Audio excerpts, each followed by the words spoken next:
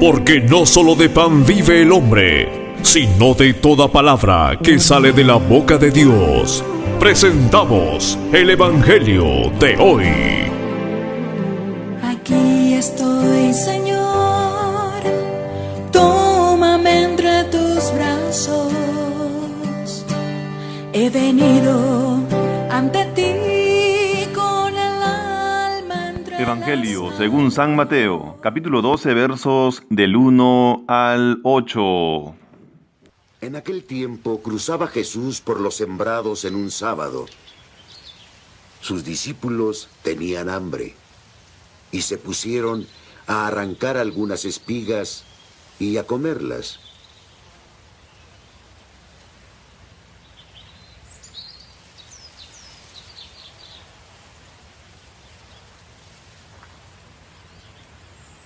Viendo esto, los fariseos le dijeron: «Mira, tus discípulos hacen lo que no es lícito hacer en sábado».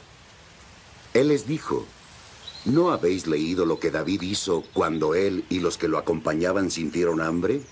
Entró en la casa de Dios, y él y los que lo acompañaban comieron los panes de la presencia, que no le era lícito comer a ellos, sino solo a sacerdotes. ¿No habéis leído en la ley que en sábado los sacerdotes del templo quebrantan el sábado sin incurrir en culpa? Os digo que alguien mayor que el templo está aquí. Si hubieseis comprendido qué significa quiero misericordia, no sacrificio, no condenaríais a los inocentes.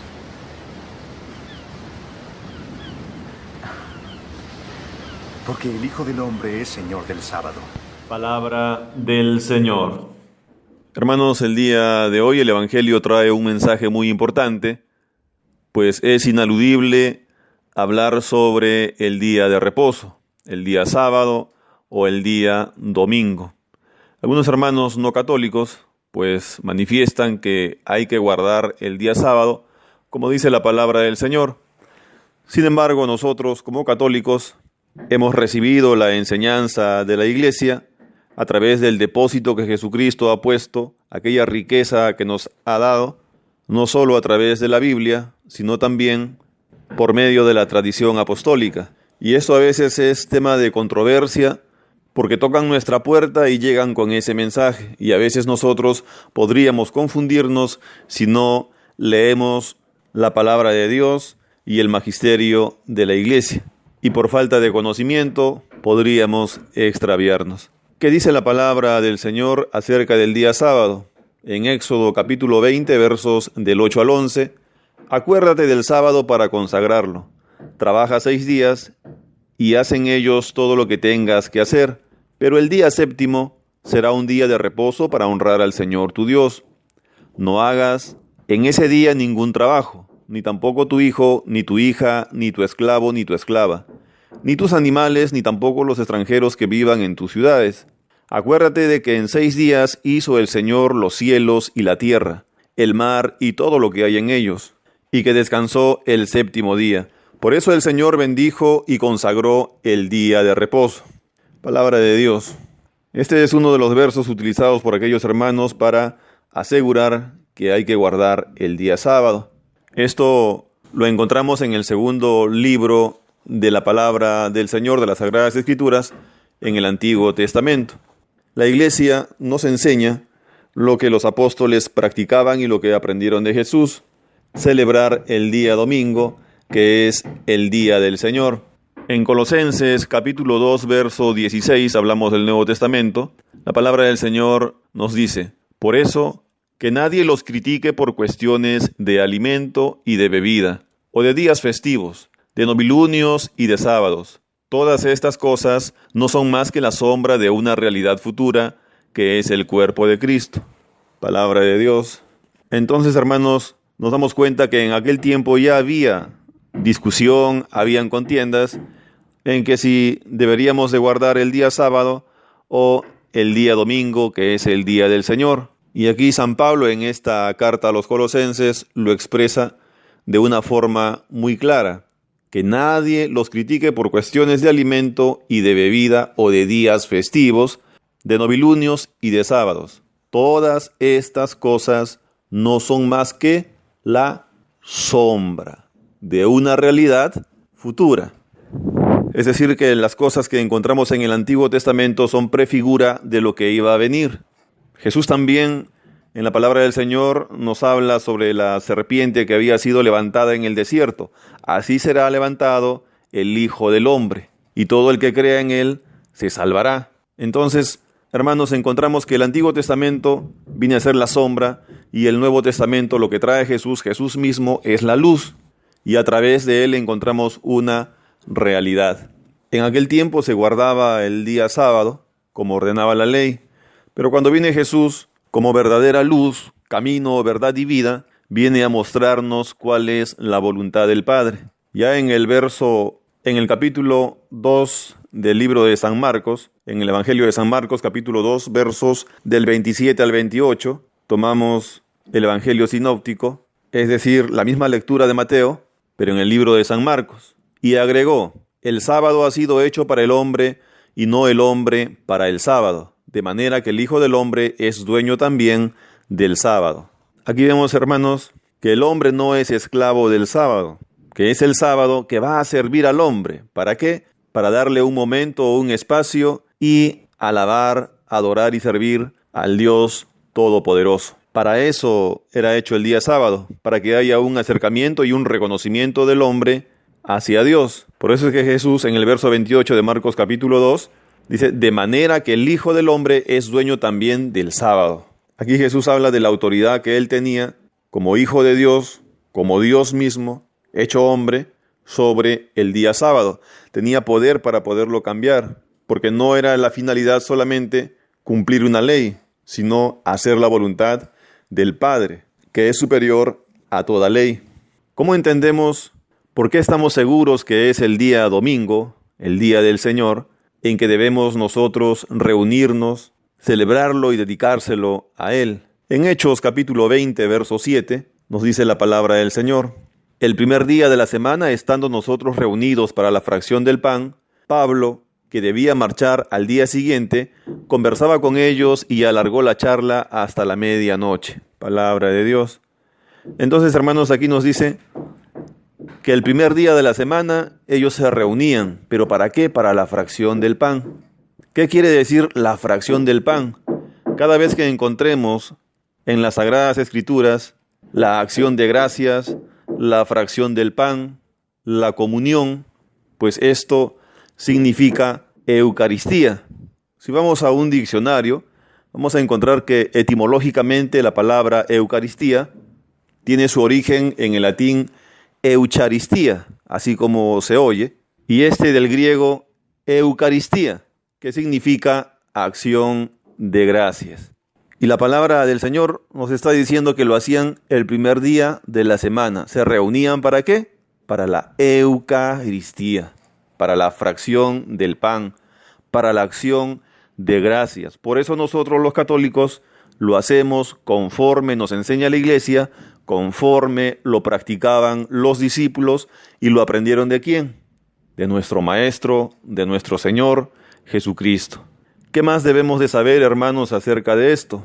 Que cuando leemos el Antiguo Testamento, pues todavía no ha sido todo revelado, porque todavía no vino Cristo. Es Cristo quien viene a revelar aquello que permanecía oculto o en sombra. Y cuando leemos el Antiguo Testamento, aquel velo está puesto.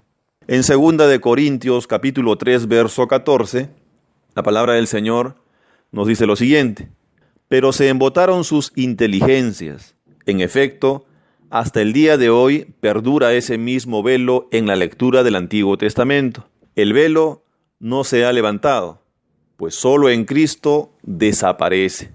Hasta el día de hoy, siempre que se lee a Moisés, un velo está puesto sobre sus corazones. Y cuando se convierte al Señor, se arranca el velo, porque el Señor es el Espíritu, y donde está el Espíritu del Señor, allí está la libertad. Palabra de Dios, hermanos. Aquí en 2 de Corintios, capítulo 3, verso 14 al 17, queda claro que cuando damos lectura al Antiguo Testamento, el velo está puesto. Hasta el día de hoy, siempre que leemos a Moisés, ese velo está puesto sobre los corazones. Dice, y cuando se convierte al Señor, se arranca ese velo. Entonces es Jesús quien viene a darnos esa claridad. ¿Claridad de qué? De la voluntad de Dios en cuanto a todas las cosas. Pero hoy hablamos sobre el día sábado. Con esto podríamos entender también, hermanos, que el propósito de la ley no trata solamente de prohibiciones. Ese no es el fondo, esa no es la razón, ese no es el motivo. El motivo por el cual el Señor da leyes es para que el hombre sea salvo, y en el caso del día sábado es para dedicarle un tiempo a Dios, es para reconocer a nuestro Creador, es para darle el lugar que se merece al Dios todopoderoso y misericordioso que nosotros tenemos.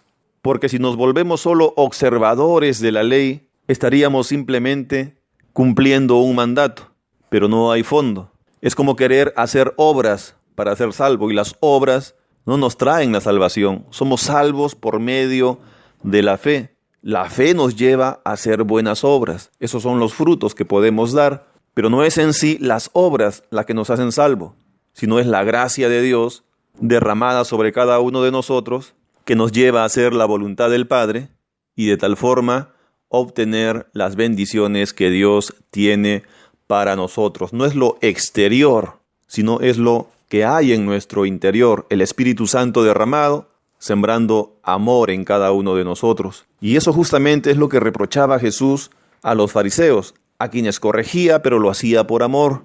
Sepulcros blanqueados, les decía. Y si hablamos de fariseísmo, ¿cuántos de nosotros podríamos estar cayendo en eso? Ser sepulcros blanqueados, ir siempre a misa, dar limosna de repente al necesitado, dar una ofrenda de repente en la iglesia, aparentar piedad, y sin embargo, por dentro, simplemente oscuridad. Estos fariseos hasta a veces manifestaban tener responsabilidades, compromisos con el templo para dejar de asistir a sus padres, de honrar a sus padres. Que las cosas de Dios, que nuestras actividades en nuestras parroquias, en nuestras comunidades, en la iglesia, no sean excusa para dejar de hacer el bien, porque no es lo exterior lo que va a contar. Dios no ve las apariencias, Dios ve el corazón del hombre. Y para terminar, en el Evangelio de hoy, en el verso 7 y 8, nuestro Señor Jesús deja claro el mensaje, la esencia de todo esto. Si hubieran comprendido lo que significa yo quiero misericordia y no sacrificios, no condenarían a los inocentes, porque el Hijo del Hombre es dueño del sábado. El Señor nos dice, no es el sacrificio, no es la observancia de la ley lo que agrada a Dios. Lo que le agrada al Señor es misericordia. Yo quiero misericordia, nos dice el Señor. Sean misericordiosos como el Padre es misericordioso. A eso nos llama el día de hoy, hermanos, a practicar la misericordia. Y la Iglesia nos enseña las obras de misericordia que debemos de practicar. Las obras corporales y las espirituales. Dar de comer al hambriento, dar de beber al sediento, dar posada al necesitado, vestir al desnudo, visitar al enfermo, socorrer a los presos, enterrar a los muertos. Esto, hermanos, en cuanto a las obras corporales de misericordia. Y a las espirituales, enseñar al que no sabe, dar buen consejo al que lo necesita, corregir al que está en un error, perdonar las injurias, consolar al triste, sufrir con paciencia los defectos de los demás, rogar a Dios por vivos y difuntos. Recordemos también, hermanos, aquel mensaje tan importante en la palabra de Dios.